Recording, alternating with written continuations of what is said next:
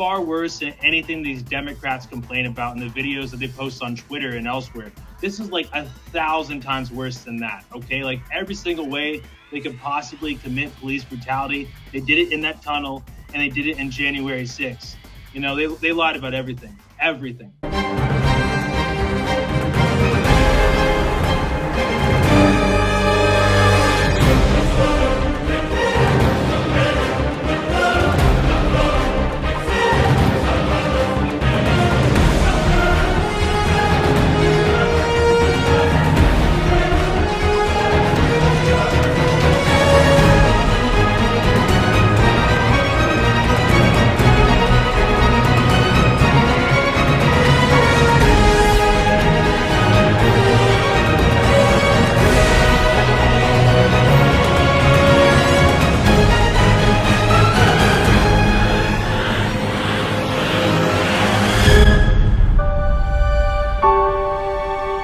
Hello, I'm Lisa Michaels, and welcome to another edition of Accountability News. Tonight, we have one of political prisoners of war who was snatched up, just like in Nazi Germany when the neighbors would tattle on people and say that there's a Jew living there, was snatched up, trafficked all over the country to various different prisons, all for having the audacity to walk into the tunnel area, not even into the Capitol buildings, I understand it, because he was there like I was. I never got near the buildings to protest the obviously fraudulent 2020 election. So without further ado, I want to introduce you to Jeff Brown. I want you to just tell your story from beginning to end in as much sequential order as you can. I might ask questions every once in a while, but Yeah. indoors is absolutely outrageous. Okay. Well, hey, thanks for having me on. When we talk about January 6th, obviously that was a particular day that occurred. But January 6th was literally, I want to say, 5 to 6 years in the making. If you take into account President Trump's first presidential run, which started in 2015, which is when I really got into politics, I would say in a more active way. I mean, I've always been conservative. I've always voted conservative, but I didn't necessarily always do my homework when I went to vote. I checked on some of the initiatives that were important, and I checked on a few of the local things. But as far as voting, it was kind of just far down the line, like a lot of people do. So I always voted and always went, did my duty, if you will. So, locally in California, our votes as Republicans count, but when we come to national elections, it's basically a moot point. Thanks to all the mail-out ballot stuff. But anyway, so I was, let's say, conservative growing up, or I got into politics, I should say, at this deeper level, was when President Trump came down the escalator and announced his candidacy. And the reason that I was interested at that point is because here is a true test of what our political system is about, because we have a true outsider who is not funded or influenced by anyone already in politics. And if our country could be turned around or saved, then this is probably the guy who can do it. And so I got behind him right then, was following him all the way through that campaign. And some of the things that we saw during that campaign, we heard about the Russia hoax that started to develop. In fact, during some of the campaign, I would say I was probably still watching some of the mainstream news. So I hadn't really turned to alternative sources online to find out anything. And that led through to, his being elected. And I wasn't sure whether or not he was going to be elected because of the pushback that I was seeing. But it was an amazing night, one of the best nights ever. I still remember it when he won that, and it was just an amazing time. I was 100% behind him from that point on, and continued to spread the word as much as I could. Everyone knew, I always wore shirts that said certain things. Everyone knew I was a Trump supporter. It started to wake me up more into politics. I got more into alternative sources of news, whether it was, I think the biggest one that I really dive deep in is Bannon's show, War Room. And then, of course, I was a listener of InfoWars. Regardless of what you want to say about Alex Jones, that guy's been talking about this stuff. Hearing all the other alternative sources out there. Some of the more milder ones like Shapiro and Bongino, but the hardcore stuff I think came from Bannon and Alex Jones mostly. Politicians they'll tell you something while they're on their campaign trail, and then once they get into office, it's like, yeah, well, maybe they'll do some things, but most likely they won't. That was kind of the status quo, but Trump defied all that. And so, now all of a sudden we have an outside politician who is actually doing the things that he said during his first term. Promises made, promises kept. Promises made and promises kept. And you can actually have a list with him and with any other president or most other politicians. There is lots of promises made, but you go to the other side of the list of promises kept, and you're going to find it awfully short. As his first campaign season, or first term, I should say, was moving along, then we started to hear more about the Russia collusion. We started to hear about the Mueller report and Mueller's investigation. And it was just obvious how they were just coming after him and doing things that you could see how unauthentic the mainstream media was, and how they were, would always cover for their own and then disparage the right. And, that became more apparent. I think that's when, the media was polarized, of course, mildly through Obama. But once Trump got in, you could just see the polarization, and it was really obvious, and it was frustrating to see a certain side of it and know a certain side of it.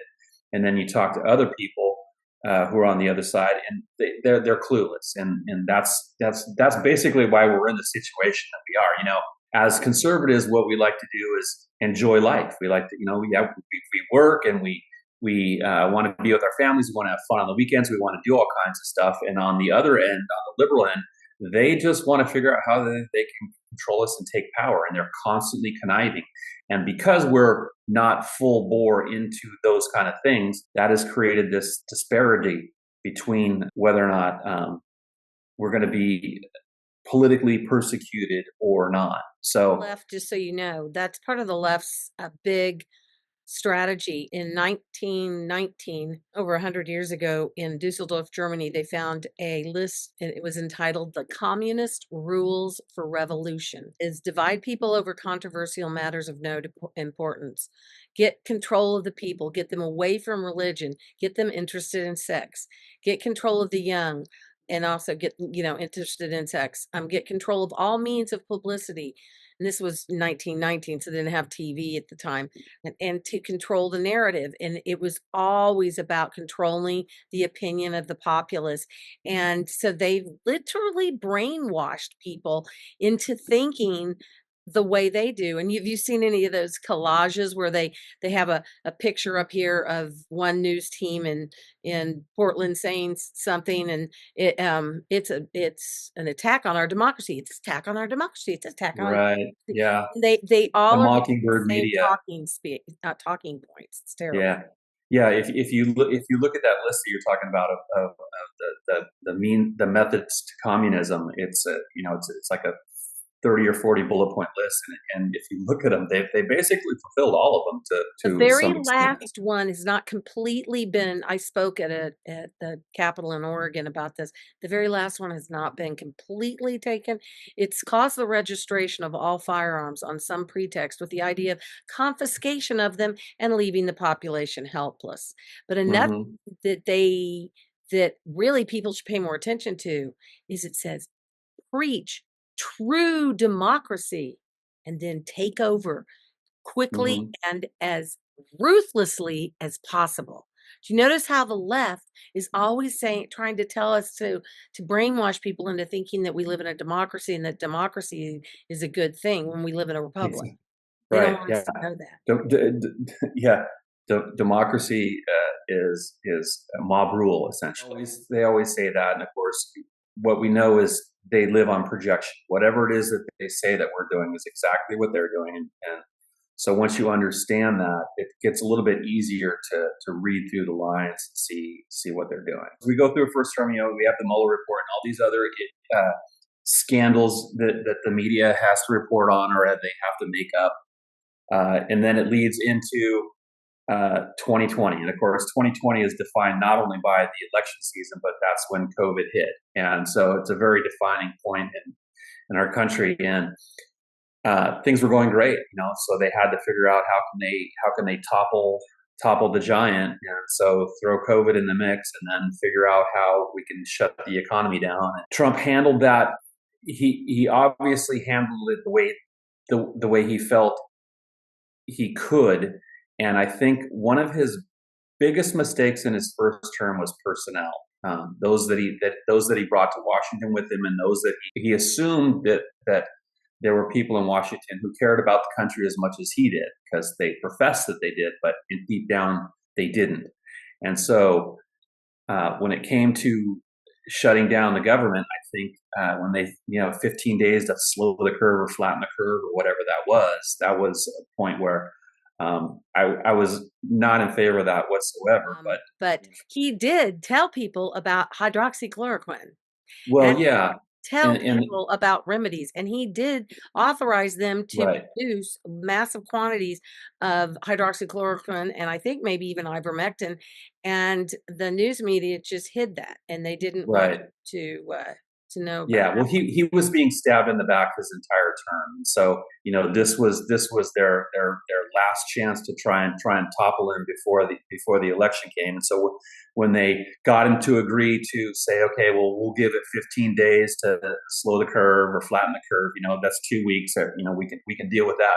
But then as soon as they started to roll that ball down, well, let's just make it 30 days. And maybe we should make it a little longer. And then you don't have to wear a mask. And now you do have to wear a mask. You know what they do in satanic ceremonies? I understand. I have never attended one, but I've been told you have to wear a mask and stand 6 feet away from each other. Isn't that interesting? So they had us all doing our little lockstep satanic, unbeknownst to us, ritual. It's so evil. And then I got kicked. I have to tell you a funny story. I got kicked out of Sprouts because I had the audacity to look the way I do right now with no mask. And so somebody came up to me and said, well, you need to wear a mask. You want one? And, of course they offered me one. No, I'm fine.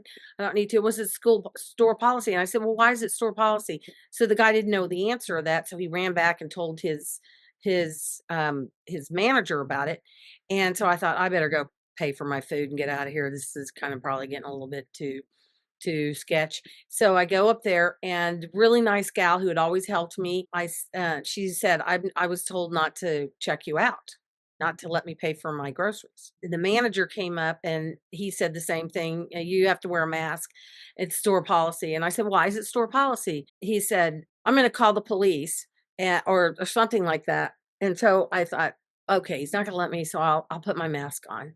So I put my mask on, and it said Trump 2020 on the mask. Mm-hmm. I have a mask on now.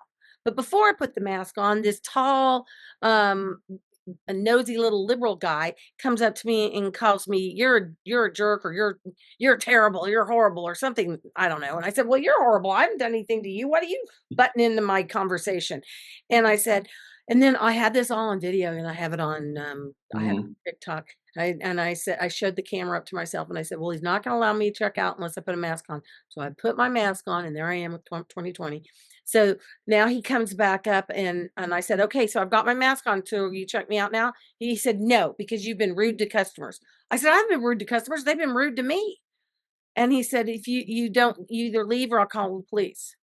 And so I'm like, well, call the police or whatever. So he runs off, and then I realized I don't want to deal with calling the police. So I just left $100+ worth of groceries there and left. He didn't last very long there because I kept saying the name of his store and the location of it. But I mean, how ridiculous. I did what he said. He said I just had to have a mask on. I'm sorry if you didn't like the fact that it said Trump 2020. But I mean, it was psycho. And then I went to the mall one time. I wonder if I still have that video. And I walked into the boutiques, and they wouldn't let me stay in the boutique if I didn't put a mask on. I mean, did you ever try to buck the whole mask thing during the during the I COVID? never wore a mask, no matter where I Praise went. the Lord. Hallelujah. No. Hallelujah. You never went on the airplane? It was on my chin always. That was the only place that I did. And it was only a few times that I was on a plane, but I would just walk into a store with my headphones in like I was on a phone call or listening to music. And, one of the store clerks would be, sir, sir, sir, chasing me down the aisle, and I'd pretend like I couldn't hear him. And then finally I'd notice them, and then I would pull my earpiece out, like, yeah, what's up? You have to have a mask. You have to have a mask. I said, well, actually, I don't.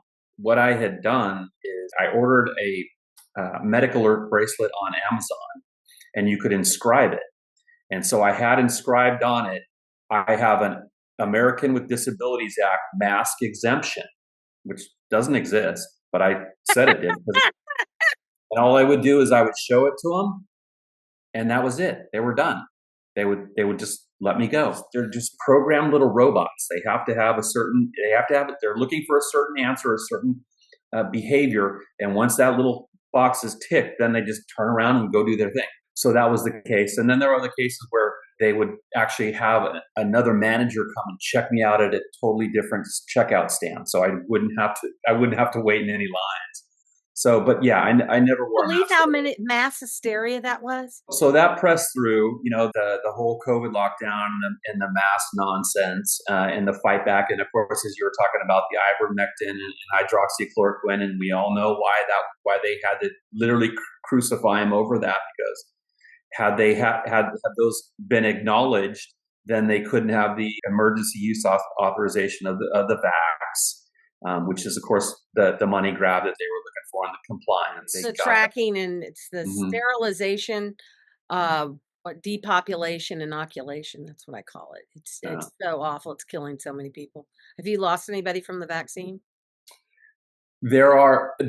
Well, let's put it this way. There are people who have died that I know and have conditions that I believe were absolutely caused by that. Can I prove it? No. Were they under the age of 65?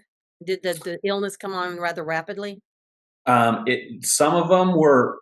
One of them was my age, so he was under. He might have been about 60, and then there was another gentleman who was older, and then a couple others along the way. But most of them were middle age, not young. But I've heard of young people, having issues with myocarditis, whatever that is. Yeah, it's just horrific. I mean, if you see any of the doctors who are looking at it under a microscope, after blood of people that have gotten vaccinated, and they've got right angled objects like little microchips in their blood. I mean, they're coagulating and stacking. Yeah, I mean, the thing that we know is that the media and the government can be very good about hiding stuff. We've learned that now, and I mean it's on full view. So we really don't know exactly all the stuff that's been happening because of the vax. We know that insurance companies' actuary tables are having issues, so there are more people dying in groups that normally don't. So there's a lot of stuff that's happening that we really don't know, and will we learn it 75 years? I mean, we're still trying to get the JFK files, and here it is. I thought he did get the JFK files open. Well, there's still, according to some people, there's still some that have not been released. So, when are we going to know the truth? I mean, there's a lot of groups that are putting out the truth. Whether it's going to finally hit the mainstream and gain acceptance is another story. But there's a lot of stuff going on. So this is all leading up to January 6th. And then, of course, we can't forget the BLM riots, the Summer of Love riots that happened.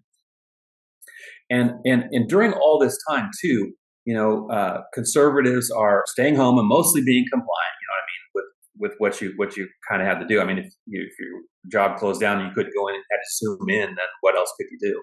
That kind of stuff. So all of this was going on, but people were staying peaceful. Even though we had been through everything that they had led us up to 2019, and then even though all this stuff was going on with COVID, and we knew that it was the left that was driving it. And then as the riots started and all that violence, what did we do? We still stayed home. We watched it on TV going, wow, I can't believe they're out there doing that. And then that led into late summer, and then finally leading up to the October surprise, which was the Hunter Biden laptop. And it was at that point that I started saying they've got some plans going on that they're going to try and do for this election. When I went and voted on election day for 2020, I was not what they call now an election denier. So I believe that my vote was, granted, it doesn't count technically because I live in California for the general election, but I was adding my vote to the tally. I didn't think about election fraud. But you put it in the scanner, and most of the times it flips it in the scanner to a predetermined algorithm that's on a memory card that they send back to Washington, D.C. before the election to the Election Assistance Commission, plug them into all the machines so that they give the tally that they want to. They do it all up and down the West Coast, whether you're all vote by mail fraud like Oregon and Washington, or mostly vote by mail fraud. You're in California, you actually have the appearance that you can go in person. Do you have like a neighborhood polling place, or is there very few in-person polling places? So they started to consolidate like it used to. It used to be you just went down to a neighbor's garage kind of thing. Then it was down to the school, and then it was finally down to this more centralized place. And here in Orange County, they have a really big centralized one, especially where they do all the vote counting. But yeah, that's how they do it. They break us out. And it's funny because normally they divide and conquer, but when it comes to voting, they want to consolidate all the voting blocks together so that they can manipulate them easier. Because if you have all these little precincts in everyone's little neighborhood, it's so hard to do it. So that's part of it. So it's kind of opposite that track. But when that Hunter Biden laptop story was suppressed, I was like, this is really weird because all of social media and everyone is suppressing it rather than let people talk about it and see whether it's true or not. They're suppressing it. But you saw pictures like on Bannon and stuff. They actually showed pictures from his laptop. How do you make that stuff up? Mm-hmm, exactly. And then the letter with the 51 intel agents, and then that came out. And I was like, this is obviously a setup, because to get 51 of those people to agree on one particular side of it, especially on that side, that it's fake. It reeked right then. But still, I was like, this is weird, but the election's coming up, and we're going to be able to go out there and vote, and everyone's going to vote. And we're going to put President Trump back in office again. And then that night, on election night, when the vote counting stopped, that was when I knew that the fix was in. Had in Oregon, in downtown Portland, for like 30 years. They always, the Republicans winning on election night, and then some sort of catastrophe like a plumbing disaster, toilet overflows, and they have some excuse to stop the counting, and they stop the counting for a couple of hours, and when they start counting again, the Democrats ahead. Yes, exactly. And so at that point, I was like, okay, this is crazy. So later on, a couple hours later, then Trump comes down and gives a little speech. He didn't give a concessional speech, and he said, "Well, I hope like at 4 o'clock in the morning, they don't find a bunch of votes." He said those words, and that's exactly what happened the next morning. And when I woke up and they're like projecting Biden as the winner, I was like, absolutely no way. So I started to really dive into and educate myself as much as I could about what was happening around the country. So I started paying more attention to all the details, and we're social media and seeing the videos of what we're hearing about people being locked out of vote tally rooms. They're putting cardboard up. They were being required to stand 150 feet away to observe paper ballots, like give me a break, those kind of things. People were getting arrested. And then Rudy Giuliani and Sidney Powell went around the country to the swing states and did their presentation where they started talking about the affidavits that they had filed, and from all the people. So it was like over 2,000 affidavits, and they would go to the state legislatures, and of course only the Republicans showed up to these meetings, and they weren't covered by mainstream media at all. So I was just following it as much as I could, educating myself as much as I could about And then we started hearing about the lawsuits that were coming about and how they were all just being kicked out. Now, if you ask someone on the left what happened to those lawsuits, Trump and we lost them all. No, And the because there's actual no answer, standing. There's no the answer standing. is right. The Why don't you answer is explain no, standing? that's not true. None of them were decided on the merits of the case. It was all based on standing, which means didn't really see the inside of the courtroom. And so that was very troubling because you had individuals who had filed lawsuits. You had candidates who filed lawsuits. You had cities, counties, states, all filing lawsuits, and no one has jurisdiction. So if no one has jurisdiction, who does? And it just didn't make sense. This was just continuing on about, how it was the cleanest election. CISA told us it was the cleanest election in history. And as soon as that was said, then it's impossible to have the cleanest election. So that was wrong. And then we started learning issues with the machines and all that kind of stuff. So I was just getting all this information and realizing, wow, this is really happening. I mean, this is going to be a catastrophe. And then President Trump tweeted out that there's going to be a rally on January 6th and be there. So I purchased my ticket and got a hotel room and was going to go because it was kind of like our last stand because we had gone through everything up till 2019. We had been going through all the COVID nonsense and still just trusting the system, moving forward. We sat through the Summer of Love riots, and again, just trusting the system. It'll work itself out at the ballot box, all the way through. And the final option was to go to January 6th and then encourage the weak Republicans that we have, which is nearly all of them, Mike Pence in particular, that we need an extra 10 days. They like to say that we went there to nullify the election or we went there to overturn the election. That is not why we're there. We're there to say, hey, there's a lot of states that are saying we have issues. Swing states in particular want to take a look at some of those issues a little bit further. Let's pause the count that's supposed to take place. The Constitution dictates is that if right. you have anybody who objects and has concerns about any state, and the concerns were expressed in Arizona at the very beginning of the count, so they right. need a distraction to allow them to fraudulently install a senile old man or into the position so they could all keep their gravy train of corruption going. That's my exactly. I could be wrong. But yeah, that was amazing. So you decided to, but you couldn't convince any of your fellow California conservatives to come with you. You just decided you're just going to do it on your own. Yeah, because I didn't know what the day was going to turn out like. I knew it was going to be big, and I just wanted it to go and be able to do whatever it is. I was move around because I move quick through things, so I just wanted to go there. But what I did do is I was on a Telegram chat of other people in this local area who were going, but I didn't necessarily know them. I just knew of a group from here that was going there. I didn't end up meeting up with any of them there at all because there was just so many people. I mean, it was massive. We estimated 2 to 3 million people. There were definitely over 1 million. There were millions, plural form.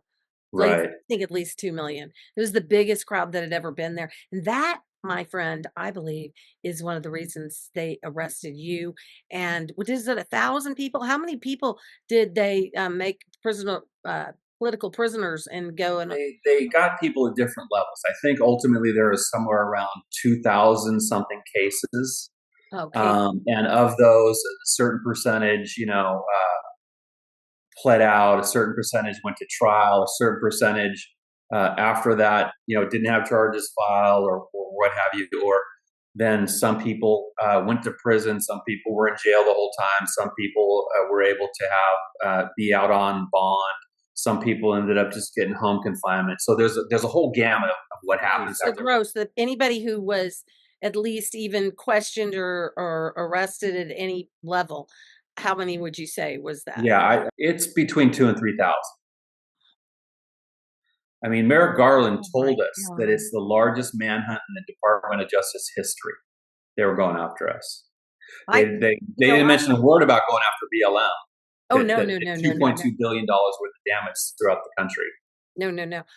I uploaded probably the very first edited video of what really happened on that night on the bus back to Kansas, because we didn't even stay in a hotel. We took a bus out there, got off the bus, took the light rail in, rally, got up back on the light rail, and returned home. If they wanted me, I have a video of it. And, you want me to, why don't you put me on trial so I can show you my video, which shows you that you were tear gassing peaceful protesters in front of an empty Capitol building, a cannon with tear gas shooting onto the people on the grass. And then the testimony of this nice gal looked like she might have been from Boston. She had the Patriots clothes on. She said, our own effing government is tear gassing us. Right. For being attacked. And later I went through the footage and I have a video and I showed this. He was an FBI agent up until recently in Virginia.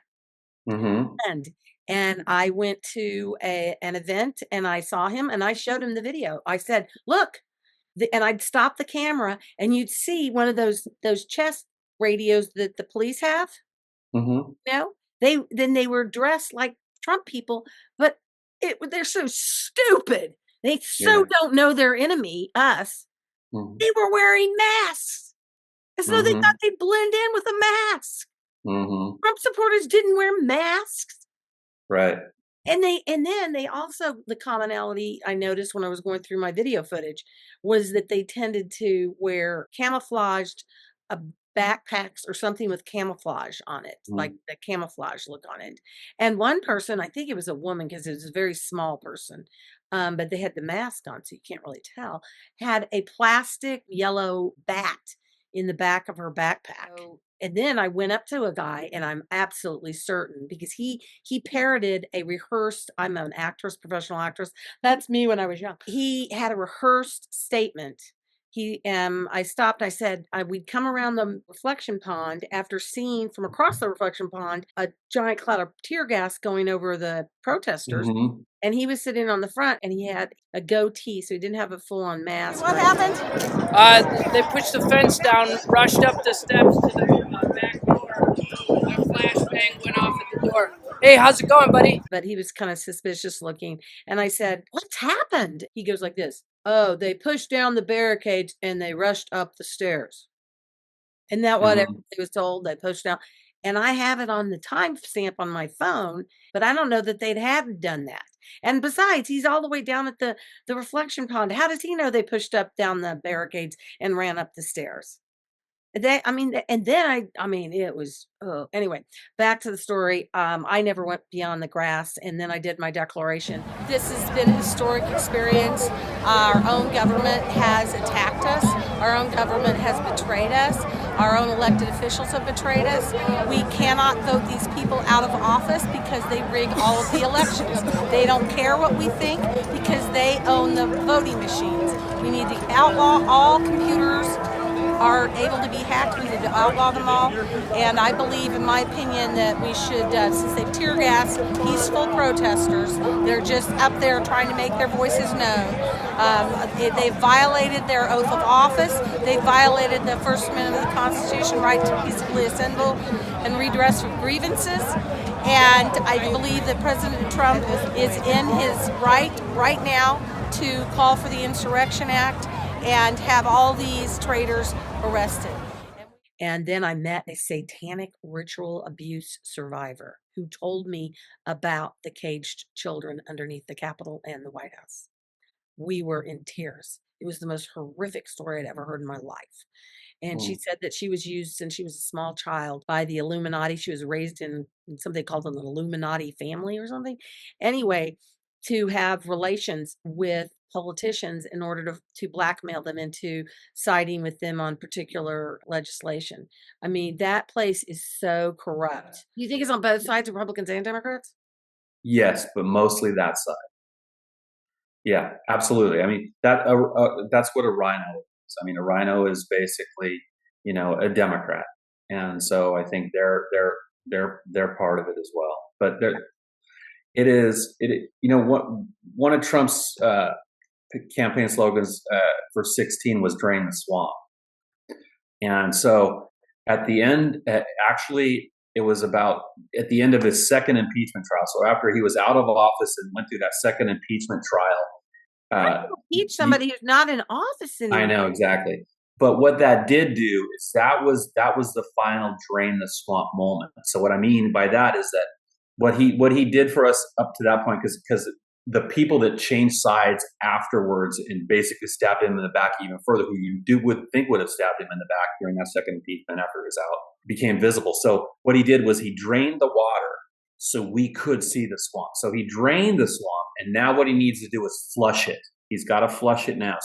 So we saw all those people. Everything was exposed for so many people, and the reason that we know that is because think about what he had to come back from. I mean, think about when he left office on January 20th of 21, what it was like, what kind of a target he was on his back politically, so to speak. You know what I mean? Like they were literally just scooping him out the door to come back to where he is. That's because a lot of people woke up during that time. They could see, they could understand the corruption that's going on. He's the kryptonite to their. Did you ever follow Q? I listened to some of it, but I never really believed it as far as, let's sit back and do nothing because what is going to come can't be stopped, that kind of stuff. I didn't believe that. I knew that we were still in charge, still our destiny. And that to me was an operation that basically gave people the reason to stay home and do nothing.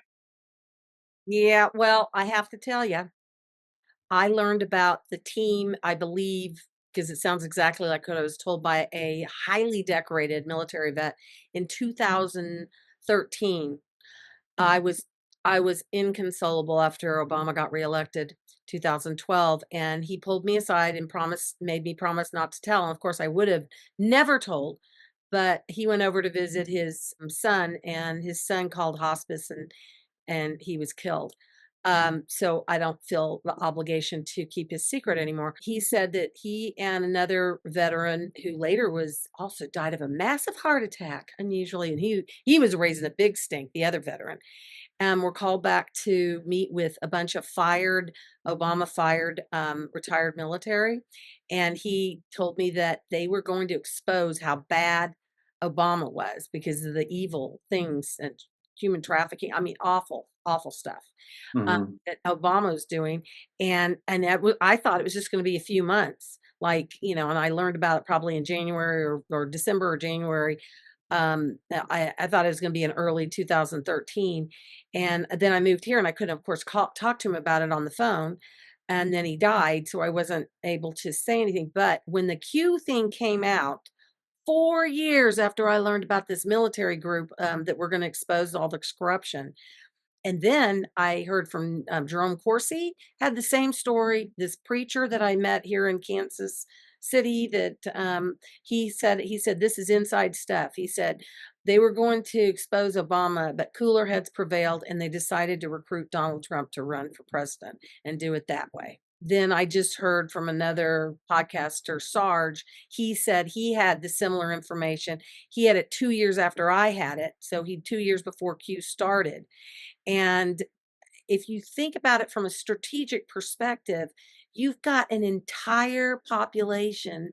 You and I both, to a certain extent, at least most of our life, thought we lived in a country that was fairly honest and with politicians that were fairly honest and with an honest electoral system. And if we didn't like him, we could vote him out of office.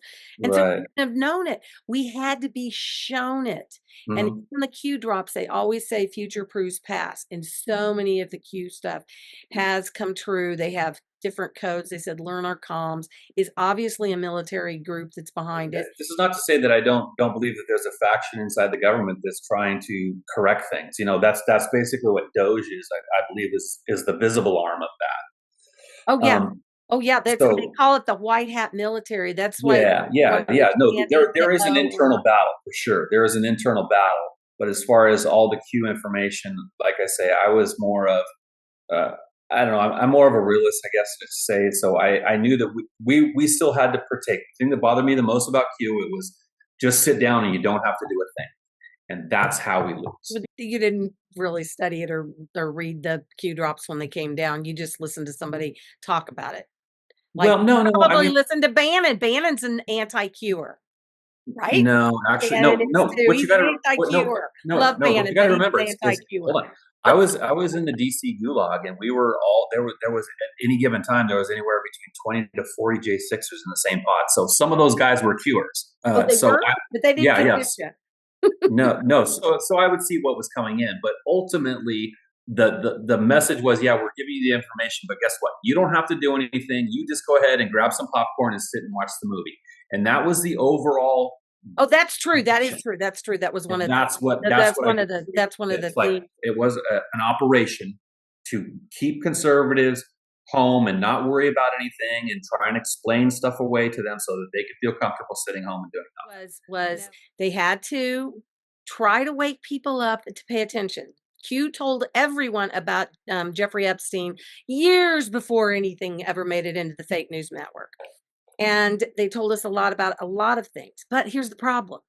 If you were the master strategist, military strategist behind this and wanted to start slowly waking people up to the level of horrific corruption that we have unknowingly been victim of for all these years, how do you tell them without also telling your enemy what's going on? So they had to do it in a coded fashion, but they had to do it and they had to do it gradually. And the Qs quit in 2022. So I don't know how long and they hardly had any in 2023. I think they had like one or two after 2021. So most of this was coming from 2017, October, around Halloween 2017, throughout his entire first term to try to wake people up. And then the guy that I told you about, the vet that got killed, he told me that this famous general had invited he and the other vet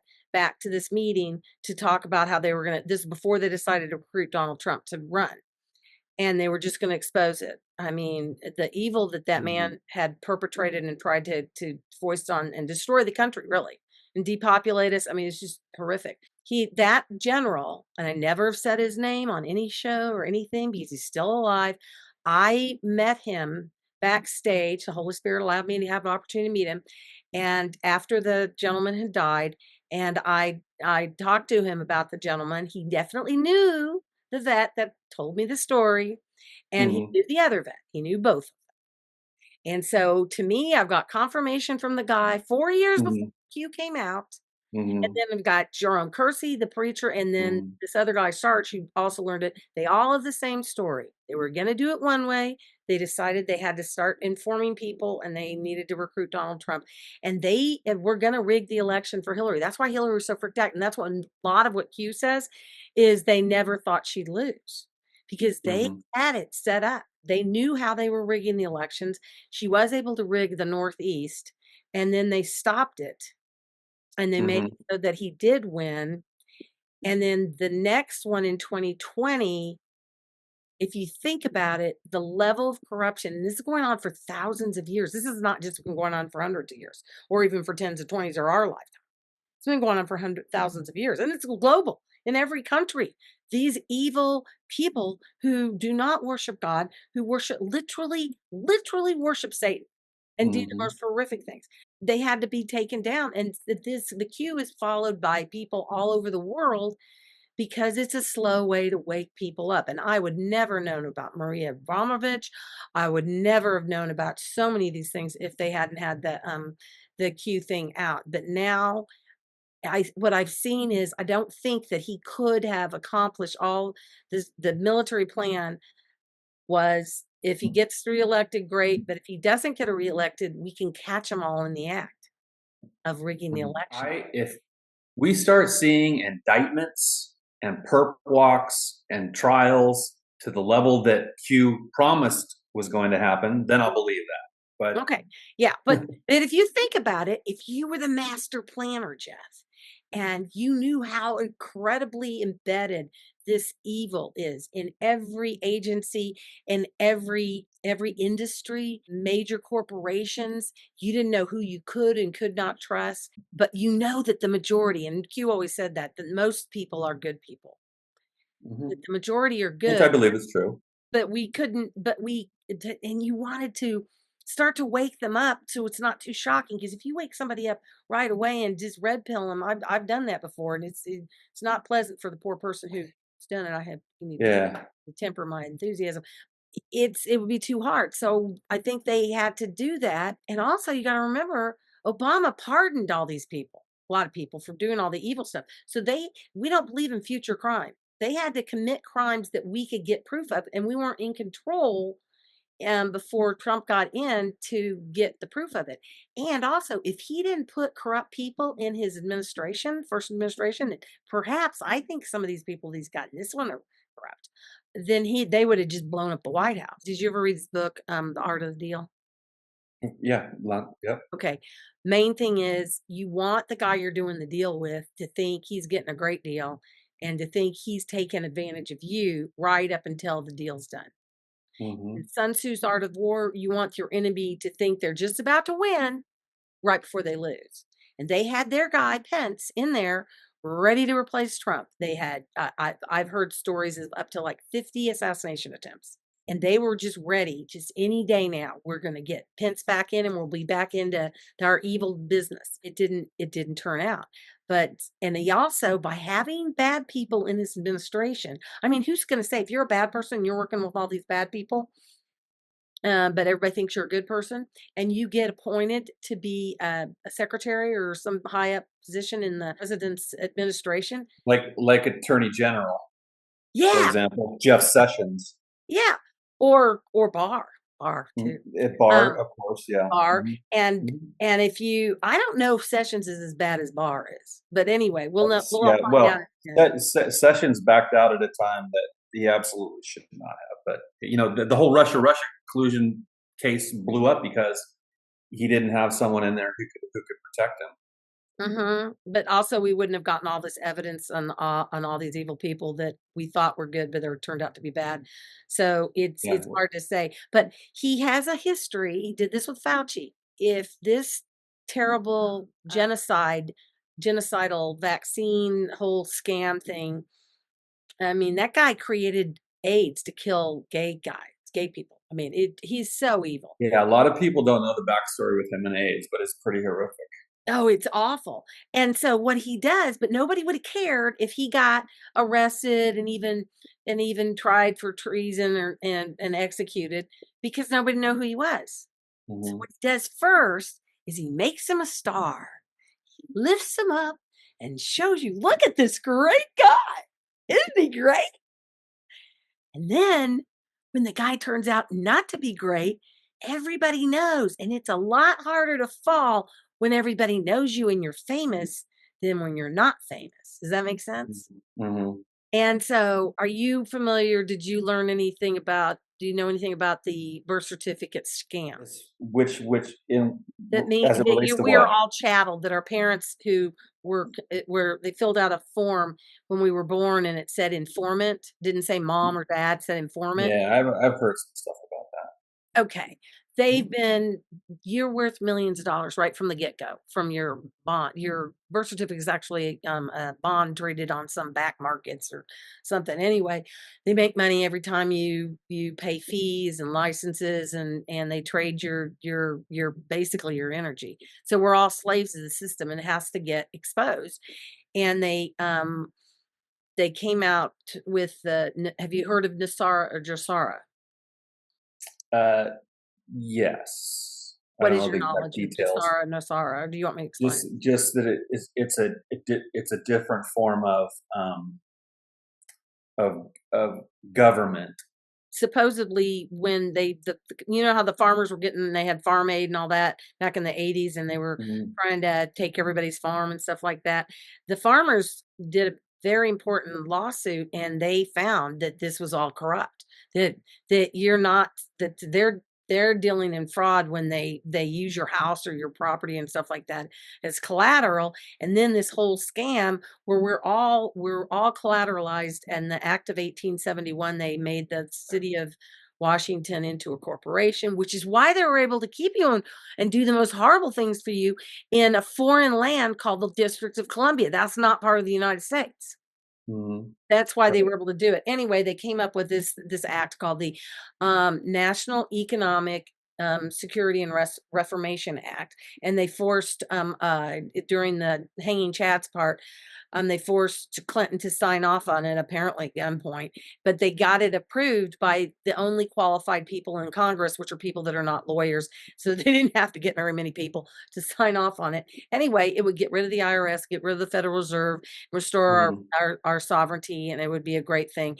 And now the JASARA is the global thing. And supposedly there's like 209 countries, and we're all going to be moving into this new, much better system. And we're no longer going to be enslaved in the system. It's going to be great. But I think that's a lot of how they were able to get rid of all the evil stuff they did to us on January 6th and did to you guys on January 6th. Okay, back to there. So you get to Washington, D.C., you get in a hotel room, and what time did you get out to the area? So I flew in on the 5th, the day before, and then I got there late afternoon. So there was some rallies around some near the White House that I attended for that evening, and then there was how many people were at that one? Was it fun?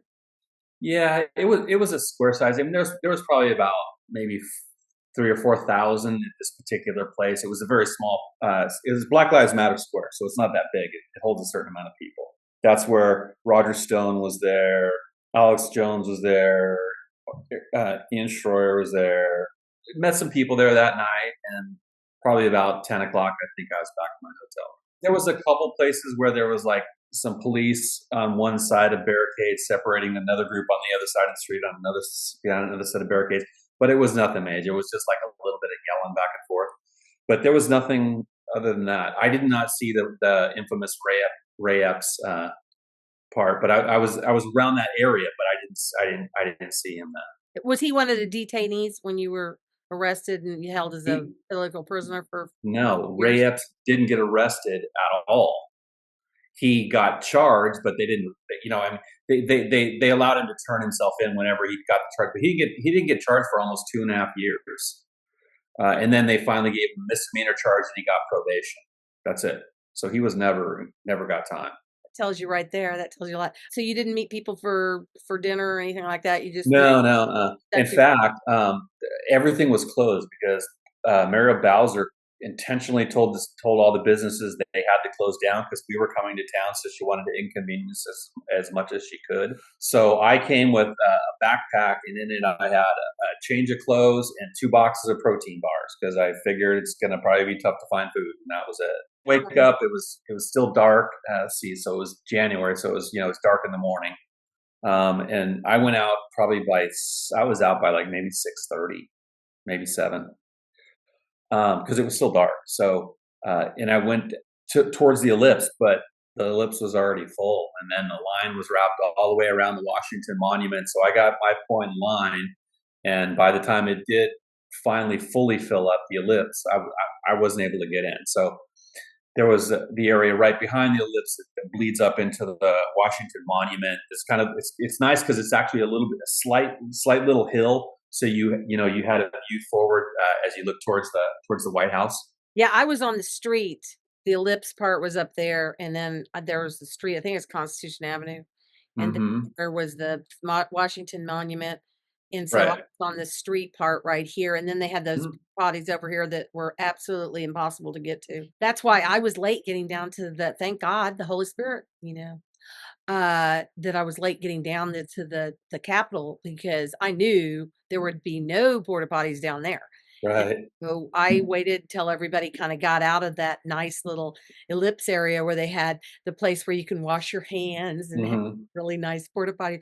And then I went down there, and that's why I got down there late, but that's why it allowed me to see the cloud of tear gas being sprayed on peaceful protesters. So anyway, so you stood on the hill part? Yeah, sit on a little hill part and Wonder if watch you're the in my video. stay for the whole thing. So finally, when it was over, that's when I started to walk towards the Capitol. What did you think walking towards the Capitol? Did you talk to anybody? What did you think of the feeling? Oh yeah, yeah. Everyone was like, "Man, this is great. This is so awesome. Now we're going to go down here." And Mike Pence and Trump had said several times, I talked to Mike Pence, and oh man, I hope Mike does the right thing. And so you kind of know, like you're hearing, like, wow, this is like Mike Pence is going to stab us all in the back here. He kind of said, I was in the car talking to him, and I don't know. He knew Mike was going to turn on us. Graham. Yeah. Did you ever see that video of him trading coins with one of the other congressmen? Yeah, I did. Some sort of Masonic thing or something. Yeah. Yes, that was very true. Very true. So then I started walking down, just chatting with other people. It was fun. Everyone's flags, singing, all that kind of stuff. And then I got about halfway down, and I heard, I started to hear some explosions, and I was kind of curious as to, well, are they doing fireworks? What are they doing? Why are they doing that? It didn't kind of make sense. Well, it turns out that those were some of the initial flashbangs that the cops were setting off. As I got closer, I could see puffs of smoke coming up from the crowd, so you can kind of get an indication that that's what it was. What is a flashbang? I don't understand. Can you explain that? So yeah, it's a thing to disorient. So it has a super loud flash and then a really loud bang. Or sorry, super bright flash and a very loud bang. The police like no, it's not intended to hurt.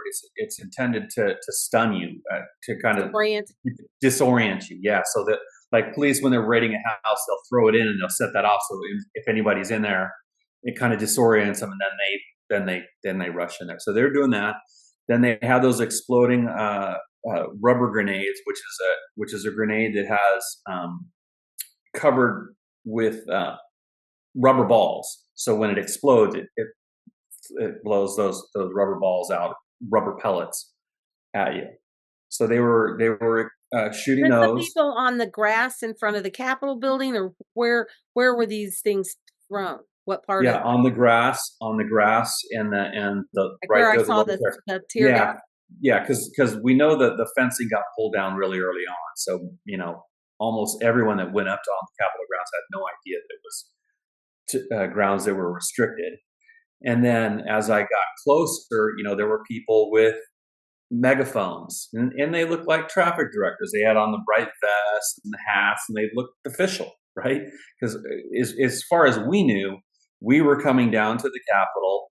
President Trump's coming down to the Capitol. There's going to be more stuff going on, so just kind of move on up and get close around to figure out what's going on. So when you see those kind of people urging you up, you don't think twice about it. Just move on up. And they're saying, "Hey, come on up. The Capitol's open. We're going inside. Everyone, come on up."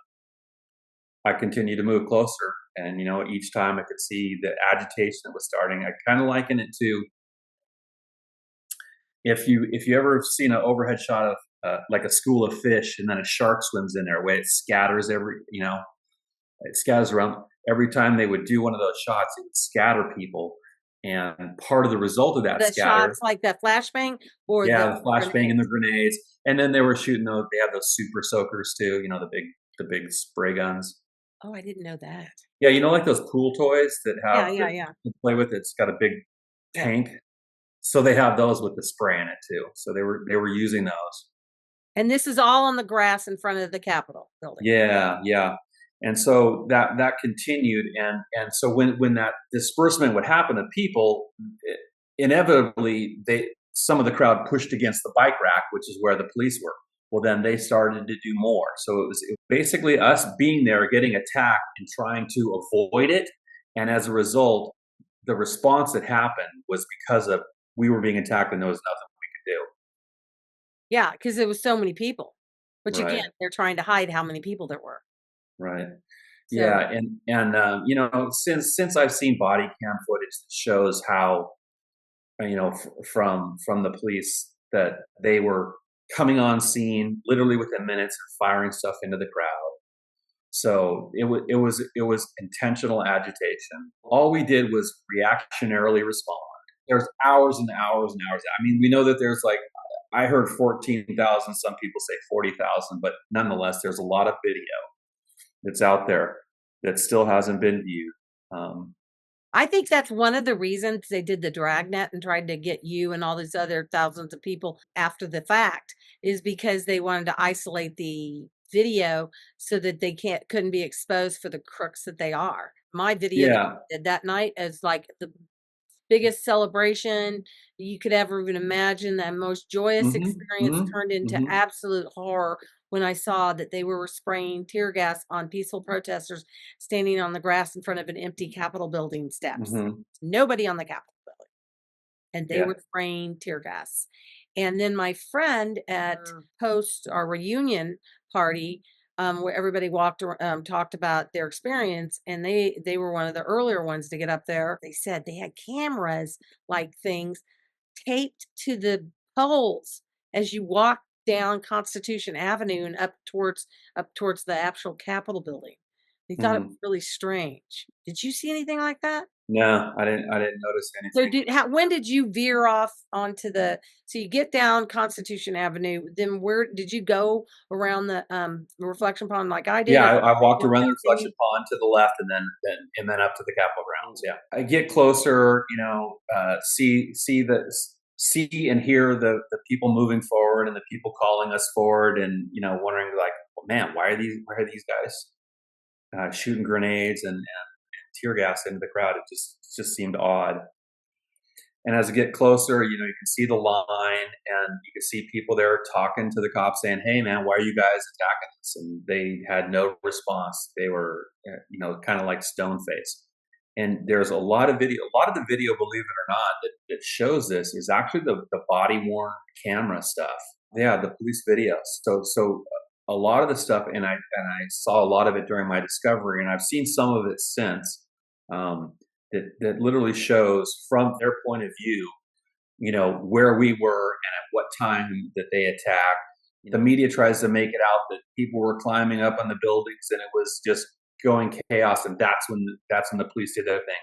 That's absolutely not. They were already firing on us for almost an hour by the time that even happened. And then ultimately what happened is that the gas that they were deploying on us, because of the direction of the wind, it actually blew and affected them. So they went from the lower terrace that's wonderful. up these stairs to the inauguration stage of the upper terrace, and then back into the tunnel. So ultimately, their deployment is what pushed them back. And then so as they backed off, naturally the crowd just moved up further. And all the while thinking, okay, we're going to get closer. We're going to see President Trump. And that's why we couldn't figure out. It's like, why are they doing this when we're supposed, when we were told to come down here, we're supposed to be inauguration stage. They were constructing it. So there was some scaffolding that they had constructed to put the stairs on and everything like that. So there was a stairway that walked right up to the top. And that's where most of the people got up to that upper level. There was a total of at least four staircases onto the upper level. And then as you got to the upper level, then you could see the tunnel, and there was just this constant, almost conveyor belt of what people going in and out of that tunnel. So essentially, people were just kind of walking in to see what was going on and then coming back out. So no one on the west side got in through the tunnel. The tunnel was blocked the entire time. So it was blocked by the police on the inside. So they were there. There's a door on the inside there. There's almost like a vestibule area. So there's a door and then some space and then another door. So they're glass doors. You can see. So they were back behind those. The tunnel is actually only about 10 feet deep. It's not very deep. And you can kind of see it when you're watching the inauguration. It's that place where you see those everyone who's coming to it walk down the stairs. You were in motion that you just kind of had to go. There was no choice. So I went in, and then that was probably like about maybe 2 or 3 minutes. Came back out, and then went back in again. And at that point, there was pepper spray flying back and forth. And that's kind of one of the reasons this thing was a conveyor belt, is because there was pepper spray flying all over the place.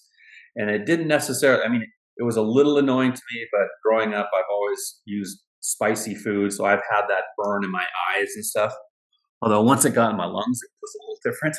But yeah, so there was cans of pepper spray in the tunnel, and it was going back and forth. They had the big super soakers, and they also did some gas, and then there were little cans spraying all over the place. So it was almost kind of like a rite of passage area to just kind of go in and say, hey, look, we know what's going on inside this building. We know that you guys are about to vote and determine whether or not you're going to certify these electoral votes now, or if you're going to have a discussion, which is required. So if you have a senator or representative stand up and object to one of the electoral votes, and that has to go into a breakout session of the House and the Senate, and there's 2 hours each, up to 2 hours each.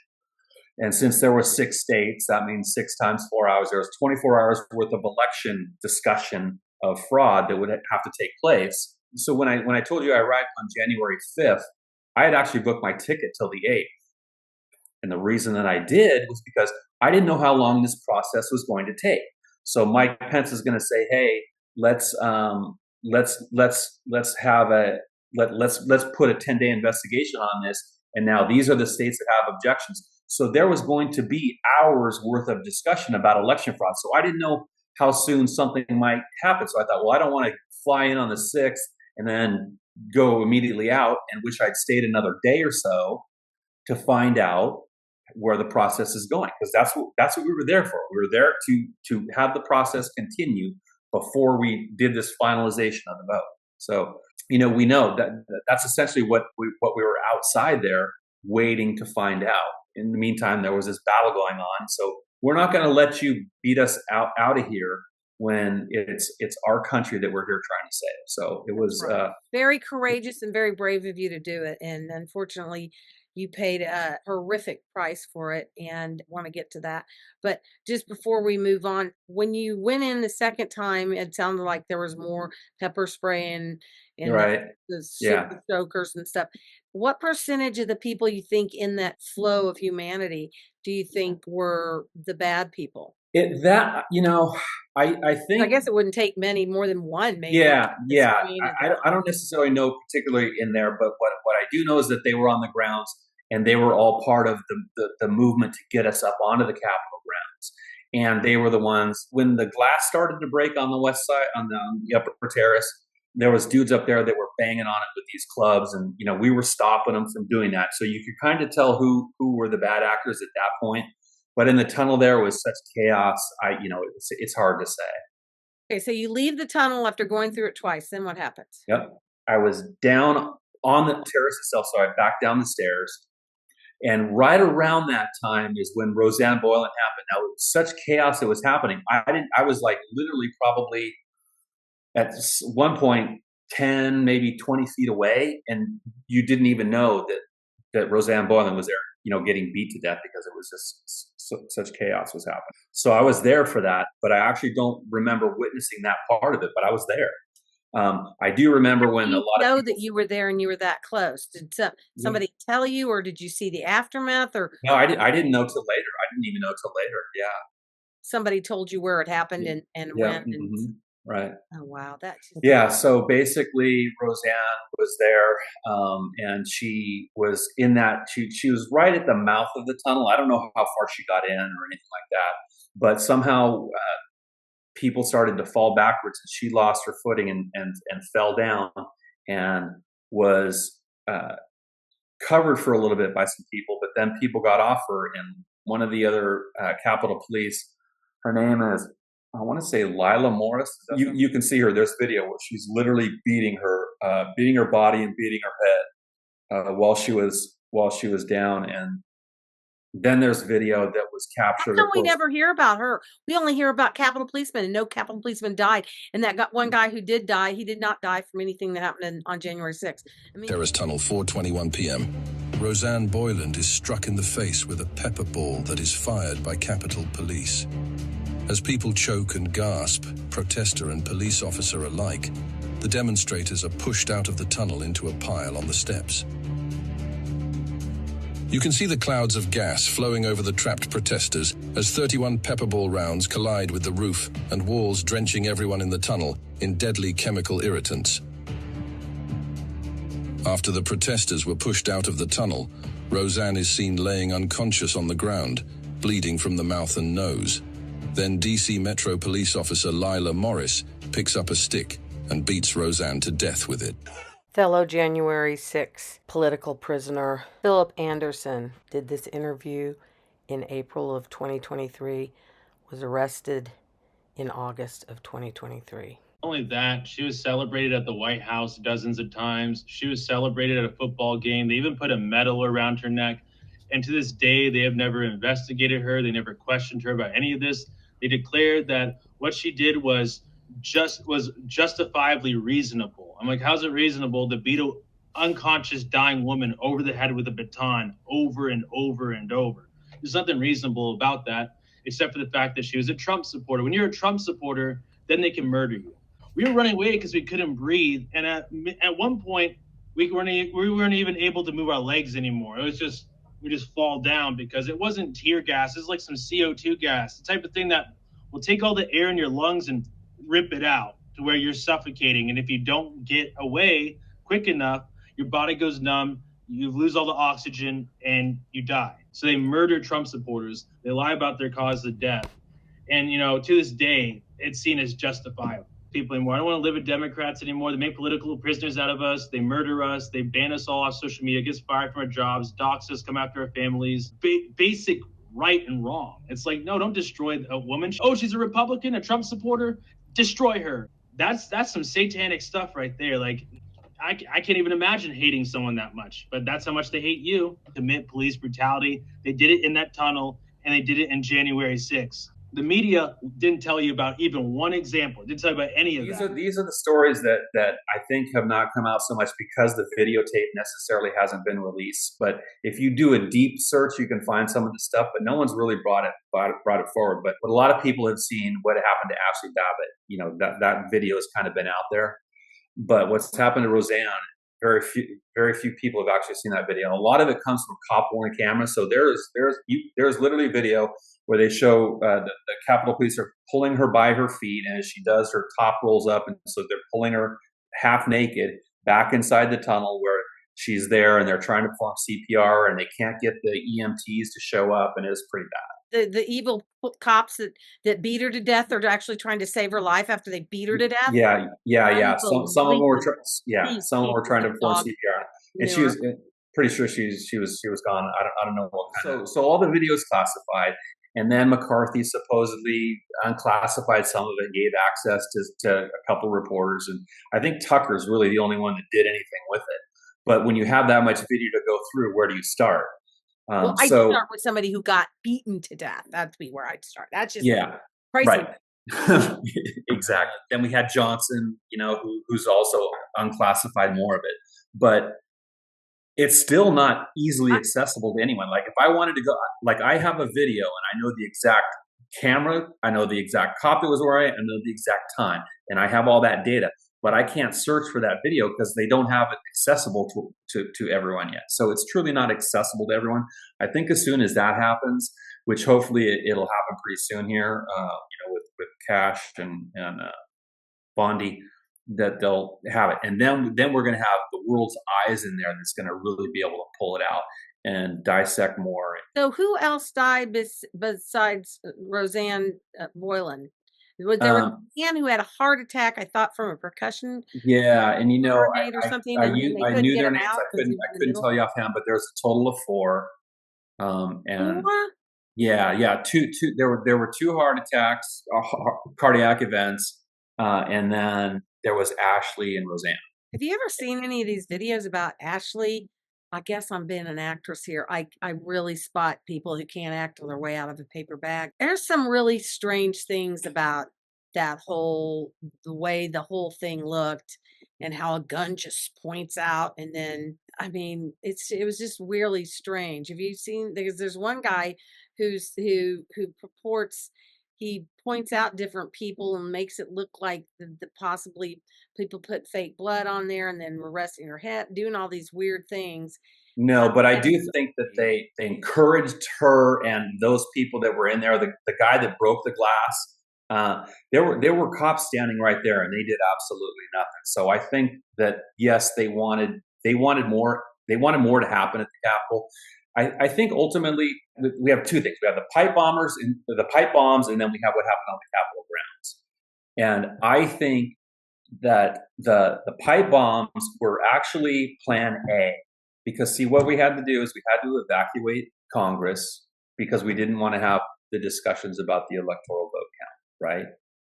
So in order to do that, When there did has the to be, pipe bombs go off, or did they get discovered, or what happened with the pipe bombs? they were planted the night before, and they were discovered at like 12:50, 10 minutes before Congress recessed. So they were discovered at a time where they could be used. Convenient. Yes, they were discovered at a time where it could be used as a security measure. But then once they saw that what was going on at the Capitol was enough to create that could give them that excuse, that's when the pipe bombs, I believe, were just kind of discarded. And now let's put every focus on January 6th, because to this day, you don't hear anything about what happened about the pipe bombs. That the pipe bombs were actually attached to some government agency. Yes. Right? Well, A secretive government agency, possibly. let me say, you don't hear anything about it in relationship to the number of things you hear about January 6th. Until 2.5 months ago, there was like zero discussion, mostly publicly, by anyone about the pipe bomb. So I think that was plan A. This is plan B, which was us knocked off enough to be the narrative. They pushed that aside. Yeah, I think we caught them off guard with how many people were there. I took the light rail back to our bus, and I met this nice couple from Pennsylvania, and I put them in my video. And she said that she and her husband had gone up to the top of the steps, and now that makes sense because you're telling me that the tear gas cloud went up to the top, and they never went into the building. But they said the tear gas was so awful, she'd never been in so much. She thought it was the worst thing that ever happened to her. She had showed me a picture on her phone over the side, like in this courtyard area to the side of the that's not real obvious to the people looking straight at the Capitol building. There was a crowd of policemen dressed in those light greenish type vest type things with billy clubs ready to come in and beat the hell out of us. Yeah, they were just ready there like an army, just waiting for a chance to come on in and start a mass riot thing. And they're idiots, and they didn't know that we don't wear masks, and they were wearing masks, so you knew they were bad. And they did that, and they didn't realize how many people were going to come, and they didn't realize how seriously we felt and how sincere and honest and wonderful we are, because we were told by our president not to come armed. And I was one of the guys on the bus. He's like, I feel naked without my sidearm because he always wears it. But, Trump told him not to bring it. So by golly, he didn't bring it. So they couldn't have the excuse that any of us hurt anybody because none of us were armed. Exactly. And you never hear that discussion either. It's like it was an insurrection. Well, sure. Oh God. And then I have my screaming liberal cousin in Seattle. He just jump in. So anytime I talk to him, he's always got the Democrat talking points. And did you believe January 6th? Oh, that was terrible. Can you believe? And I said, well, I was there. And he kept going about how terrible they were. I said, I stopped him. I finally said, I was there. Did you not hear me? I was personally there. I videotaped him. And then I sent him a still picture from my video of the giant cloud of tear gas going over the people with nobody on the Capitol steps. Finally, he shut up about it.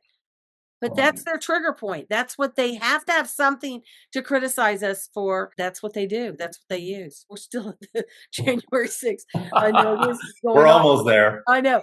So I moved off the grounds as it was starting to get dark. And the interesting thing was, it was at that time and at that time only that they used the public address system on the Capitol grounds. And it was like you're being, like the voice you would hear at a stadium. Well, they didn't use that not once the entire day to say, hey, folks, you guys are on restricted grounds. We need to have you back off. You're not supposed to be up here. There's not going to be any appearances of anyone up here. Nothing. They didn't use it at all until they used it at the very end to announce Muriel Bowser's curfew, and that everyone had to get back and go home, leave DC or go to their hotels. And you didn't get a tweet from Trump because Trump told everybody to go home too.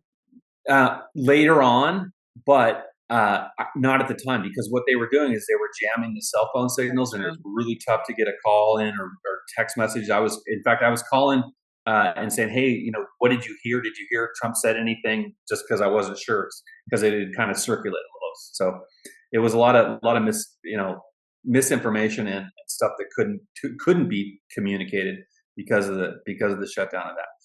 So I left the grounds, and as I was walking back to the hotel, just talking to people, it's like, hey, man, it was at least today we showed them, hey, you know what? We're not going to let you steal the election. We're here. This is our house. You can try and do what you want, but you're not going to intimidate us. And that was kind of it was like no big deal of a day as we're walking back, because in the back of all of our minds, we're thinking, okay, well, we saw BLM burn the country down and there's no smoke going on. And, everyone. You think it was something was really corrupt that they were doing the flashbangs and the grenades? All that? Well, I thought it was that, but at the same time, I thought it was a suppression method for sure. And the fact that we didn't back down was like, hey, you guys can do what you want. Okay, we're still going to be here. It doesn't matter how much you want to try and attack us. You can spray us if you want, but we're still going to be here because we're supposed to be here. Because still none of us knew that we weren't supposed to be there. So it was more of. You know that those doors at the Capitol building are something like 20 or thousands of pounds. Yeah, that's on the other side. That's on the east side. So on the east side, they were open from the inside, and they can't be. That video exists. It's out there. Yeah, you can literally show this one guy, and he's looking up at the camera, and he says, "Hey, there's some motions to it," and then the door's unlocked. So that's already there. Yeah, that's truly. So I was walking back, and then I get to my hotel room, and I call my girlfriend, and she goes, "What happened?" And I'm like, "What are you talking about? What happened?" We were at the Capitol today. It got a little crazy. But nothing. Why? And then the insurrection, and I turn on the TV, and it's just the word insurrection, which I'd never really heard before, became the new word for the next 4 years. Yeah, because I'd studied the Insurrection Act. That's one of the things that Q, that you think is all crazy stuff, had led us to, is 11.3, and we thought 11.3 was November 11th, 3rd. Because that's when the election was. But right. 0.3 in the Law of War Manual is insurrection. And in the insurrection, the occupying party has to be told to go home or whatever. And Trump did that by doing he followed the protocol through that. And so I thought, well, now it's time for you to arrest all these traitors. Boy, wasn't I ahead of myself. and that was the actual tweet that got him banned. Was that one ultimately? That was a tweet. He told people to go home. Yeah, that was a tweet that they used the following days to say we're taking him off. So the next morning, I get up early, walk down towards the Lincoln Memorial, do a little bit of sightseeing kind of thing, because still it was. You're going to be there till the 8th. Yeah, well, I'm here, so. And was talking to people, and again, the opinion was like, why are they making such a big deal out of what happened yesterday? It's like, yeah, there was some action, but we saw video where they're throwing ice bottles at police, and they're shining laser lights and shooting firecrackers at them, beating them up and killing them all summer long. What we did was nothing. But then I noticed something that was really weird, is that already early in the morning, there were these tractor trailer trucks lined up, and the cement barriers that they put in the middle, like when they're constructing a new road, it's concrete. There was trucks just lined up with those, and a bunch of fencing, anti-climb fencing, and they were already installing it all the way around the White House, and they ultimately ended up going around the Capitol as well. And I was like, how did they get that here that fast? It was just really wild. How the next morning trucks were already lined up to deliver. Because we'd had an insurrection, but the insurrection wasn't us. The insurrection was the Congress by certifying and violating their oath of the Constitution and certifying a fraudulent election. Those fencing, I believe, were meant to keep them in, not us out. It was meant to keep people out who would ultimately not show for the inauguration. Why Biden couldn't get more than 10,000 people to show up at his inauguration. Well, they can't show up because the fence is around here. So it was the perfect excuse for sure. Well, also, did you ever see the video of the so-called media on inauguration day for so-called fake Biden Obama president's inauguration? It was a freezing cold, sleeting day, and they would only let the press on the roof of a building like 2 blocks away from the inauguration site. And Right. they put flags up where people would normally stand because it was pre-produced in Hollywood. Charlie Ward got a copy of Biden's inauguration 6 hours before it was supposed to happen.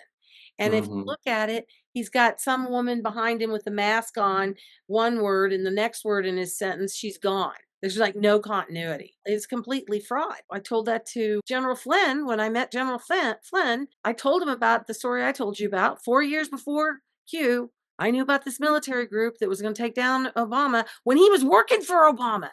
He was the head of the Defense CIA, the Defense Intelligence Agency, for Obama. And yet he's supposed to be our superstar guy. And so I was at this training event for podcasters, and he gets up in front of all of us. This is the second one I've been to. He wouldn't have dared do this in the first one. And he tells everybody, most of which got their start trying to decipher Q drops, that Q is BS and it is a military psyop, or it's a CIA psyop. And I'm like, okay, so now I want to look, if that's true, I want to look at the motivations. Why would the CIA want to do this? Doesn't make sense, because they're really exposing people like Jeffrey Epstein and all sorts of bad people. So it just really doesn't make sense that they would do it. And it so closely correlates with the group of fired good military brass that I learned about 4 years before it happened. He got angry when I told him the story because he couldn't disabuse me of the notion that I knew about this 4 years before it happened, right? So he said, well, then why hasn't anything happened? And I said, well, because it's a sting operation. Don't you understand? Okay, let's pretend you're a bad guy. I'm a bad person, and the gal making coffee, we're all bad, and we're doing bad stuff behind the scenes, but everybody thinks we're good people. They find out you're a bad person. They come to you and they give all the evidence. And so they tell you, hey, look, we'll make a deal. You can stay out there and keep doing what you're doing, but you need to tell us all the bad people you're working with. And so you tell them about me. They make the same deal to me. Poor gal making coffee has no idea that the two of us are compromised. And then maybe they fit us with a GPS thing that will kill us if we start talking, like in one of those Mission Impossible movies. And as I'm telling him the story, I'm thinking, I'm trying to help him out. He's here training these podcasters, and he's supposed to be Mr. Know-It-All and Mr. Behind the Cue. And he's telling people it's BS. I mean, he needs to stop. No, stop. I learned about this 4 years before there even were any drops. And rather than being, oh, really, you think so? Oh, well, maybe I should rethink this. Oh, no. He doubled down. And so then I stopped and I thought about it. And I thought, this is strange the way he's acting. I said, now, they never let Biden actually move into the White House at 1600 Pennsylvania Avenue to shooting everything from sound stages that look like the White House, right? And then he looked at me like I was the craziest person he'd ever met in his life. And he's like, oh, done with that conversation, and marched off. They never let Biden in. Did you know that, or did you think that they did let Biden in? I only know what I could see, and that's all I saw. So, well, Lynn Wood is waltzing around the White House with all these pictures of him in the China room. Where's Joey? Where's Joey? It's empty. And then at the end of his little tour, he goes into the Oval Office and stands next to Trump. Yeah. It was like right that time. And then he lands on the helicopter and he marches over to a limousine on the side of the grounds and then leaves. They never let him in. So what you got to remember too is that much of Biden's term, I didn't have access to any sort of media. Oh, I thought maybe you'd learned some of this stuff since you got out. How long have you been out? About 2.5 months.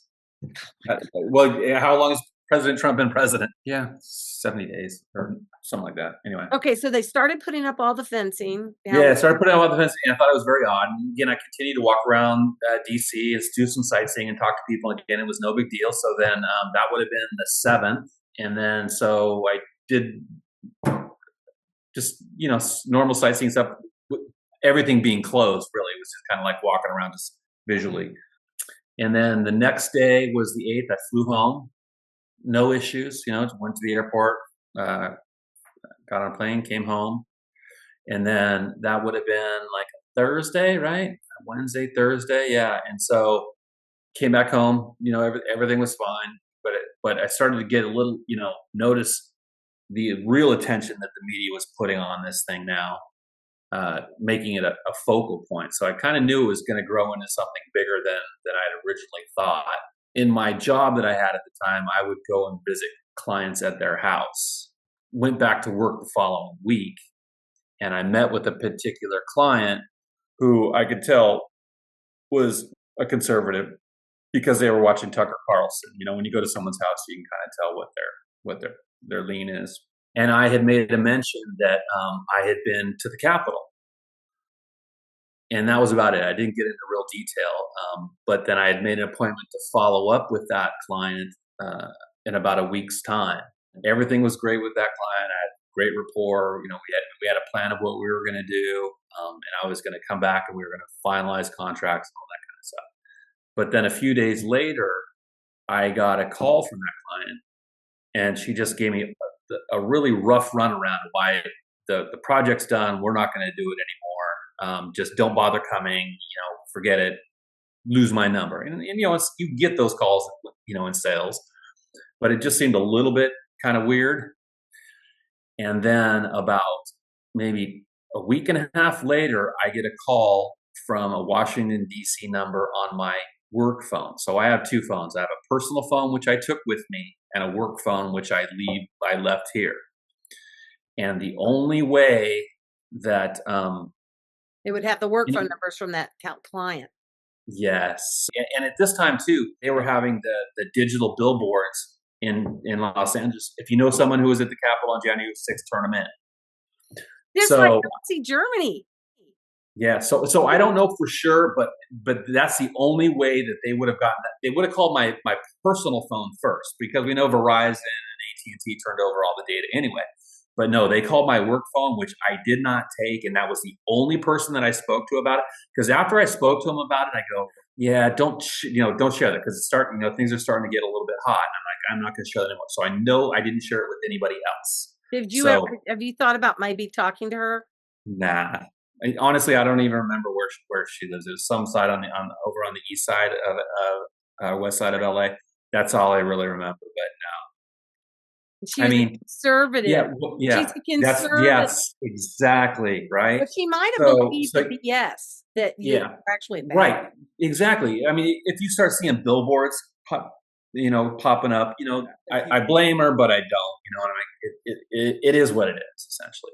So I knew by the end of January that they were coming after me, and so then I start, watching things a little bit closer and looking on my shoulder and listening to things and keeping a low profile about a lot of stuff. I never had a big social media footprint anyway, so I wasn't too concerned about that. And I was telling people, hey, I think that the FBI is looking for me. My local buddies that I work with, they knew that I went. They knew the situation, and they knew that I thought the feds were coming after me and looking. So I was telling people this, and they thought I was crazy. Well, ultimately, I was not. And at 6:15 on August 26th, they smashed down my door, and that's when I got arrested. So you were like, for 8 months you were cool, but then well, no, I wasn't cool. I was not arrested. So I was aware. Did you know you were identified, or that there was anybody? Well, leading up to it, I did. So about 2 weeks before about a week before I got arrested, I was identified at my work by a photo lineup with one of the employees there.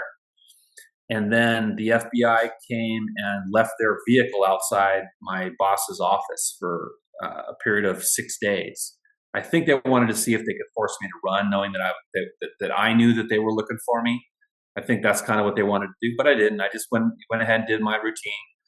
But I did start to tell people that, hey, I'm about to be arrested, and they thought I was nuts and that I was paranoid and all that kind of stuff. But that's That wasn't the case. I didn't have a lawyer at that time, and I did not lawyer up. Ultimately, what happened is I came home after I found out that they had photo identified me, and told my girlfriend. She didn't believe me. She thought I was paranoid. Then we had this little routine where in the morning I said, okay, look, I'm going to text you in the morning something, because I knew that they were doing all the raids in the morning, because I was listening to all the stuff. You know what I mean? I knew what was happening. I knew I was going to end up going to DC. I knew all this kind of stuff was going to come. So in the morning I would text her like, hey babe, good morning, or have a great day, something like that. But the morning that it actually happened, the only thing I had time to do when they busted down the door to grab my phone was I text the word "they're here" and sent it. And that was all that I had time to send. And when she got it, she still didn't believe it. She still didn't believe it. Wow. So, okay, we're going to hear all about, it was a SWAT team, wasn't it? Yes. It was a big... don't tell them too much detail, because we want everybody to tune in to watch the next one. So this is Jeff Brown. He is a POW recently released from the DC Gulag for simply expressing his First Amendment right to freely protest for redress of grievances, and trafficked from several prisons. So if you want to hear the rest of the story, you'll need to watch Accountability News. Jeff Brown, POW, Part 2. Thanks, and have a good evening. I've been sleeping well for the past 5 years due to MyPillow. So I strongly recommend MyPillows for you. Want a better night's sleep? Go to mypillow.com/accountability. Please help support my Accountability News Show and save money by using promo code accountability. With a 10-year warranty and a 60-day money-back guarantee, there's no reason to wait. Go to mypillow.com/accountability or call 800-886-0309. That's 800-886-0309, so you can have a blessed night's restful sleep.